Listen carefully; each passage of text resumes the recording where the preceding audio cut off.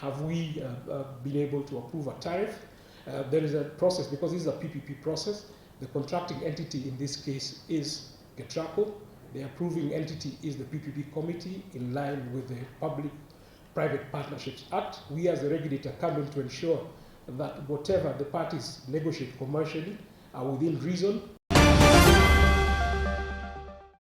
When we did approve the tariff for this current tariff control period, the 4-year tariff control period in March of 2023, we did set a target, and we had key performance indicators of targets with respect to reliability, quality of service, supply, and system losses as well for KPLC as a utility.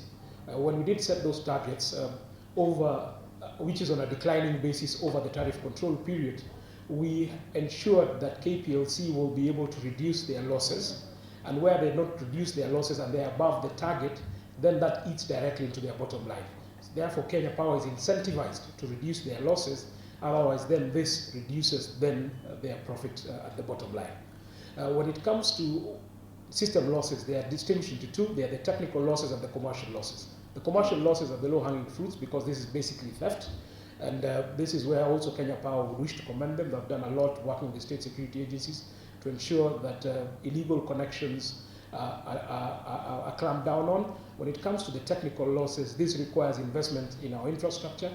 As had been said by our Cabinet Secretary a couple of weeks back, there has been a significant underinvestment in both transmission and distribution, and that is why there is a need to have government be able to invest in refurbishment of our electricity transmission and distribution infrastructure, which has suffered from significant underinvestment in the last couple of years. And I think that then takes me to the second order question around private sector participation in the transmission and distribution space.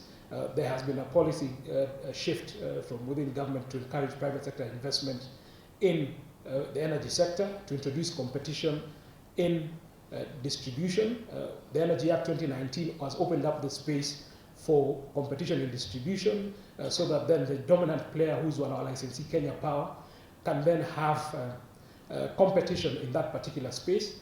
This will only be enabled by regulation by us as the regulator, and one of the regulations that we have been working on is the open access regulation, which will actualize the provisions of the Energy Act, which will allow for open access to transmission and distribution infrastructure, which will then enable for competition in the distribution and the transmission space.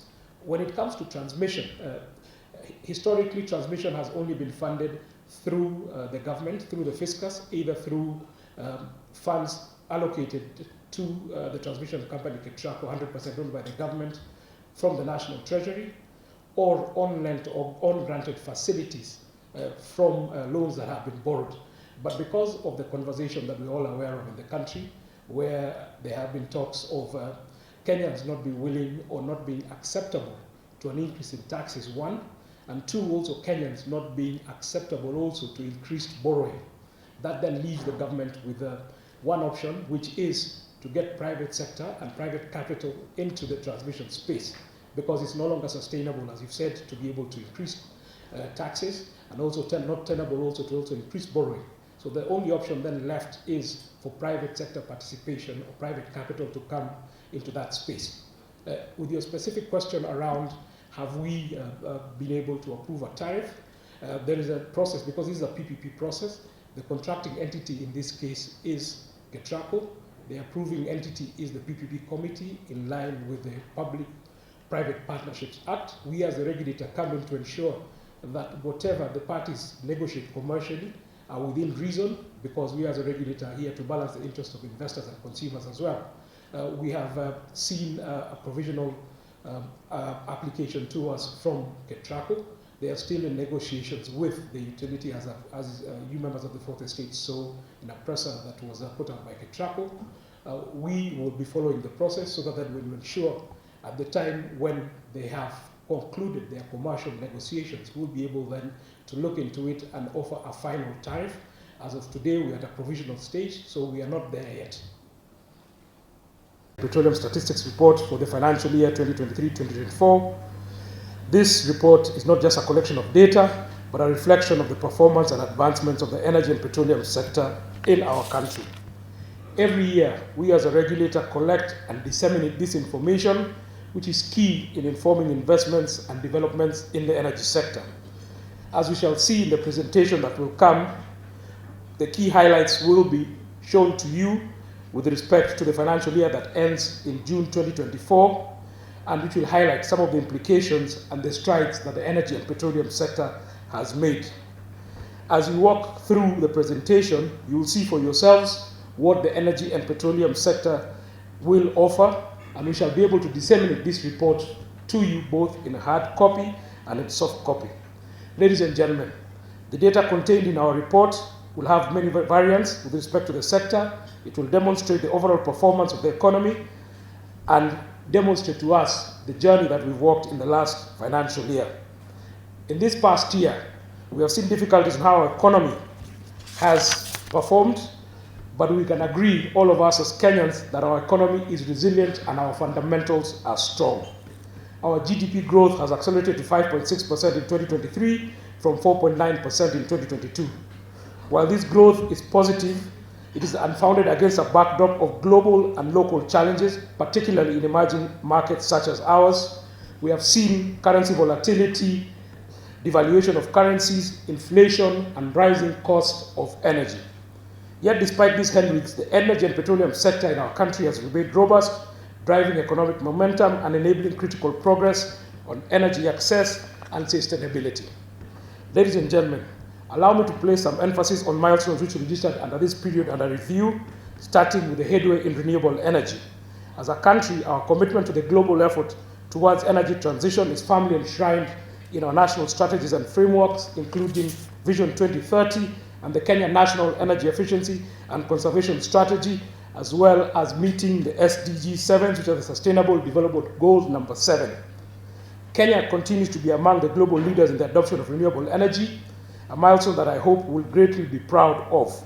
Our installed capacity has surpassed 80%, and 83% of the energy supplied to the Kenya national grid comes from renewable energy sources.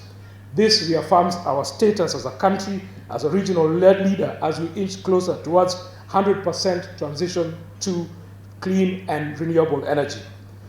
Ladies and gentlemen, one of the most transformative milestones this year was the commissioning of the first green hydrogen plant in Morendat, Nakuru County.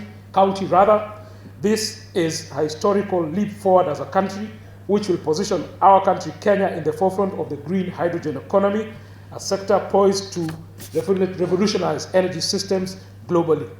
Early this year, Epra published guidelines on green hydrogen and its derivatives, paving way for innovation and investment in this energy source, and we hope to see more of such projects coming up in the country as guided by these guidelines. Similarly, the authority gazetted the energy net metering regulations in June 2024, encouraging consumers to generate their own power and providing consumers with energy storage on the grid. This is not just a policy shift, but also a paradigm shift that empowers ordinary Kenyans to contribute to our energy grid, whilst incentivizing adoption of renewable energy technologies across the country. Looking at these trends, e-mobility contributed to 1.6 gigawatt hours of energy consumption. While this is still modest with 15,000 electric vehicles registered, but it marks a beginning of a significant transformation that will align ourselves with global trends towards a cleaner and more sustainable transport solution.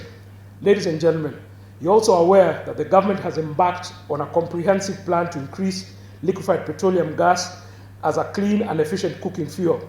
This aims to achieve universal access to clean cooking by 2030, and as a result, the government has put incentives to promote LPG use. Some of this includes tax incentives for importers and the distributors of LPG to encourage investment in the sector, whilst the government will also be investing in LPG storage and distribution infrastructure across the country, while working with public sector to develop projects for reticulation within LPG institutions. The government will be embarking on reticulation as provided for in the Energy Act 2019 for the affordable housing program. The government also intends to transition all public institutions, from our primary schools to our high schools to our TVETs to our universities, to LPG by providing the infrastructure in the form of LPG bullets across the country, as well as providing 9.6 million cylinders to ensure that there is a cylinder in every home by the